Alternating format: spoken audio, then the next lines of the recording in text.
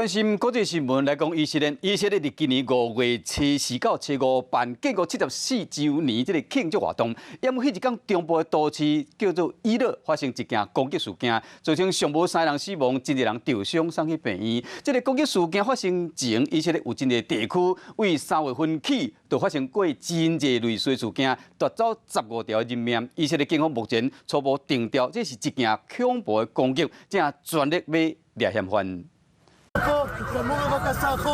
提枪的军人伫咧大路指挥，要求民众紧离开现场。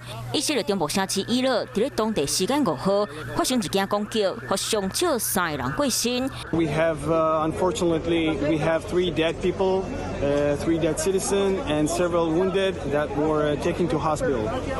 Right now we are searching for the terrorists. We do not have full indication if it's one terrorist or more. 今年5月7日到5月7五，当时以色列庆祝建国74周年的独立日。以色列警察讲，这是一件恐怖攻击。这个攻击发生之前，以色列真侪所在对3月开始都发生15件命案。